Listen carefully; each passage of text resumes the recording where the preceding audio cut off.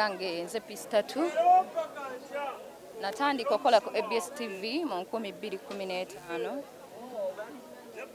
Taata wange gwe sitajja kuyita my boss cause yali yava mu kitiibwa kya boss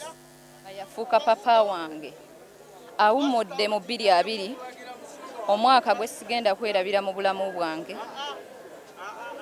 era nga muzeeyi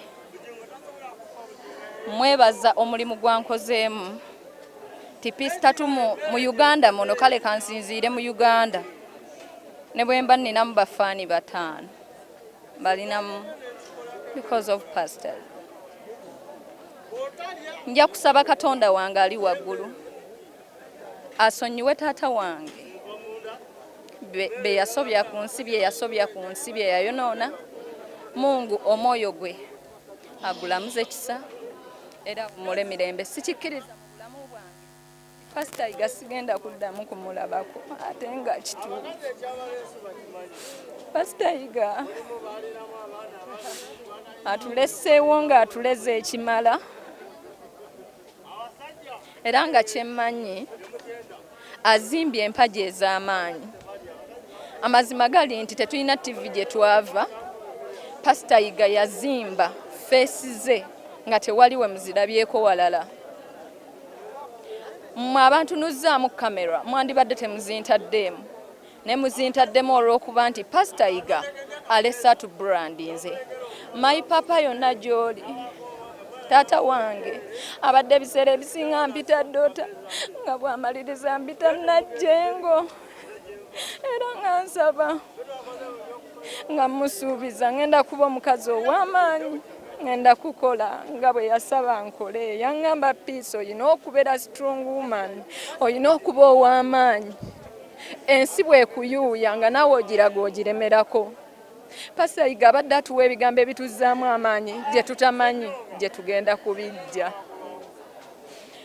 naye nsembyayo ekigambo kimu taata wange weebale kunzaala era ngenda kuba nga nkola nga byonzimbyemu nsaba Mungu akuwummuze mirembe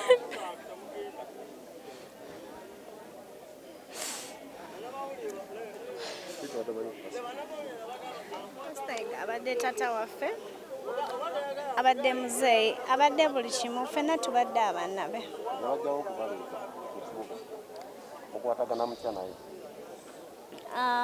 nze nali nzanya films kati yagamba Jax nampita ne tukola agreement ngenda kuba nkola naye ngenda kuba nkola ku TV nentandika kukola ku TV yeah. Because of nali mbeera busy with my businesses others nensoka nenfunamu ka leave nengenda nenkola nga my businesses ne even wabadde mulwadde yankubidde simu last week nampita nengenda ne Shakila nangamba Kamila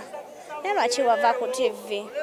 nga nedda olwokuba mbeera busy with other my businesses siba siina budde wakujja te ku TV nangamba nedda Kamila at least jangu okole essaawa emu kazanyoko kanage essaawa emu awo mba mmanyi oba onyuse ku mulimu nengamba it's okay nja kuba nkomawo muzee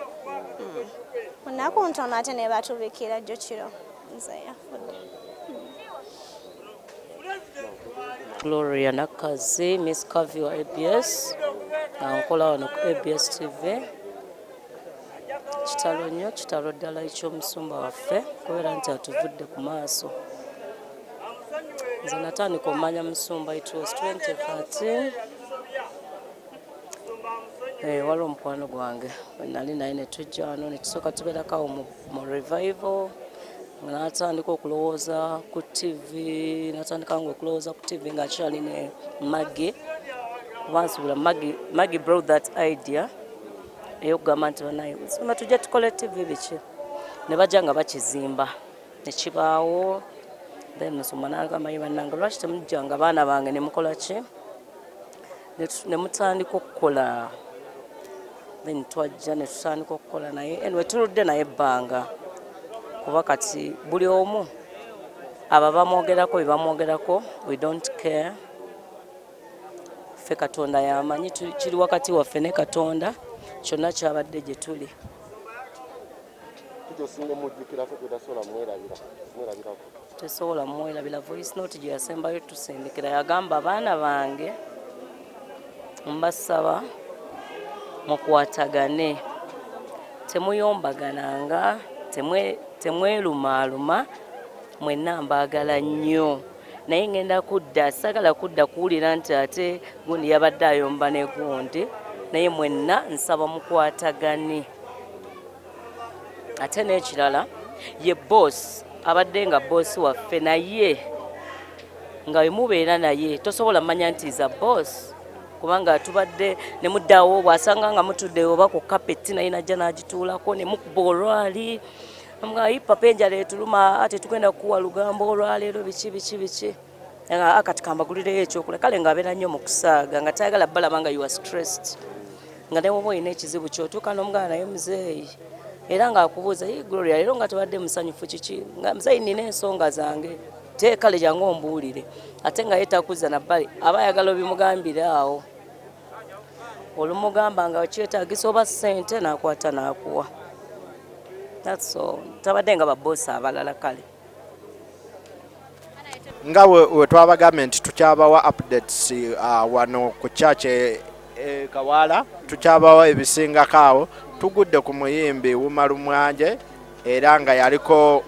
mukwano era munywanyi wa Pastor Yiga omugenzi kati Wumalumwanje nga kitalo nnyo ekya mukama wange Pastor Yiga Agustin kitalo nnyo ddala Wumalumwanje Pastor Yiga gwoyinza mumujjukirako kinogamba omusajja oyo ankoze bubi ogenda abadde mukama wange atanyiiga atasiba busungu ali friendly eri abantu era ekintu kyonna kyabadde eyatuteekako tetusobola kukyerabira yatuteekako ettafaali ddene bofi musicale oba n'obulamu obwa bulijjo n'obulamu obwa bulijjo kubanga Pastor Yiga ne bw'obanga tokyali wuwe obadde olwala munnange n'abaako era kyayamba Wumalumwanje abantu abali eyo bagamba nti Pastor yawerokaminga nnyo abayimbi abasiraamu Wumalumwanje Ajati Madina omuli Hasani Ndugga yagezaako basika kubazza mu church oba just kupushinga music wa nti yagezaako kutuzza mu church oba kutusika kutuzza mu church naye ekyamazima yali ayagala kulaga kifaananyi kiri nti asumba abalokole n'abatali baki n'abatali balokole tutwawuliramu awo obuvuyovuyo like nga oyine byotakkanya ne Ajati Madina nga gwe ng'omuntu Pastor yagezaako n'abareaching out okwogerezeganya namwe okujjako essimu gye yasembayo okunkubira yaŋŋamba nti ekyo kyotandise kireke mala okuva mu ddwaliro kyotandise kireke mala okuva mu ddwaliro nja bayita mbatuuzi nga gwe wasembadde okwogera ne Pastor mu mwezi nga gumu kubanga yankubirako nga ŋŋamba oyina akayimba ke wakubye akalungi kaleete nkawepa wapule era n'okaleeta butere munenda okuddamu omukubira nga ŋŋamba ate ndi munafu nkyali mu ddwaliro kitegeeza we wajja wano naye tewamulaba physical alina gwe yaŋŋamba olaba bamuyita Innocent naye ate n'oyo naye saamulaba tuwuliddeko ogamba nti gwe olumala okuziika todda wano buzibu ki obuli wano abadde atumanya agenze yabadde friendly fe wano tubadde tuyitirawo ku linnya lye nga tebakutawaanya wali kubanga Pastor Yiga yakoze eki kati ate regimu yonna yali etumanyi yonna yavaawo kitwale nti mutabani we gwaleseewo tali so welcoming nga ye waabadde ali welcoming ndoza ali ku welcoming era kuba amanyi ennyo kubanga ali welcoming ennyo kuba amanyi abantu abali eyo baagala okumanya ki ekyaggisaawo band revival band eyali ey'amaanyi ng'eyogomeza neze Eagles zonna bandi kyava ku contract nze nganze zekyanjijamu yali contract gye yaleeta nga ya myaka 10 yagireeta mu 2014 kakati nze neŋŋaano gikola ki ogisayininga kati regimu y'abapya bano bandugga baani babena ne basayininga nze nenvaamu naye era kyasurvivinga omwaka gumu nekivaawo nekigwa